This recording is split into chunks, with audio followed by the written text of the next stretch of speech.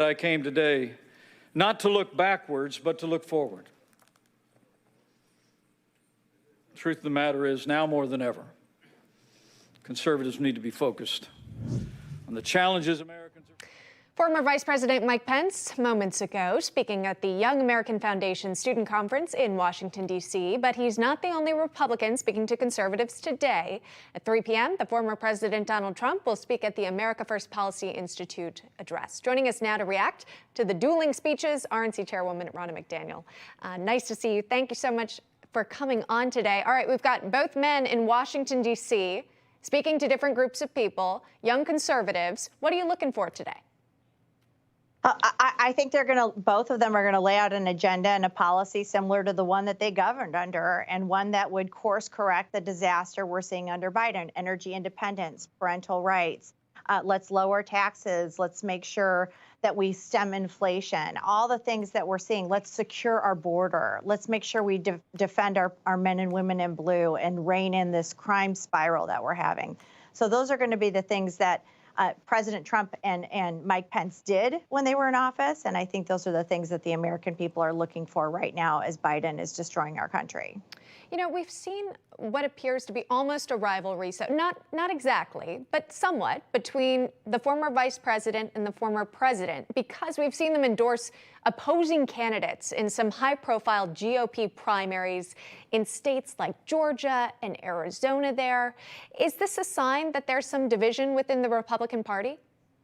You know, I don't focus on that. I know that the Republican Party is completely united against defeating the Democrats in November. And I know that whatever happens with these primaries, we are going to come together to make sure we defeat Nancy Pelosi and Chuck Schumer and take back the Senate and the House. And it means so much that we do this for the American people who are suffering every day with the high gas prices, with inflation, with uncertainty in their own streets, as crime is rising, as parents are still struggling with the aftermath of the pandemic and their kids being kept out of school.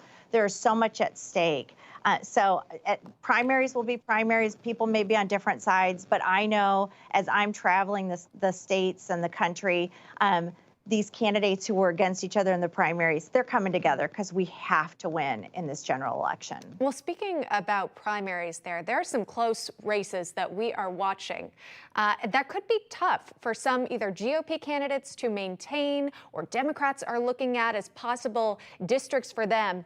We've seen reports that the Democratic Congressional Campaign Committee is actually pumping in money for certain GOP districts and GOP primaries where they're contributing to the campaign of one of the Republican candidates who they believe will be the easier target come the general election. Is the RNC doing something similar? And I'm speaking specifically about the race in Michigan. Peter Meyer, the congressman there, Democrats supporting ad buys for candidate John Gibbs. What do you think about that?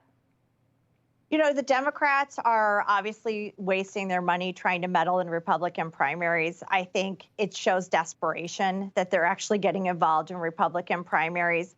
We're focused on how do we defeat Nancy Pelosi. It's going to take us 4 seats to win back the House, 1 to flip the Senate, and we're going to get behind our candidates to share a message with the American people. How sad that they don't have a message to run on. How sad that they don't have anything to say to the American people about why they should be elected. So they're going to try and meddle in Republican primaries. We have a message. We want to run on economic freedom, energy independence, parental rights, securing our border. We have something to take to the American people. They're just running from their terrible record.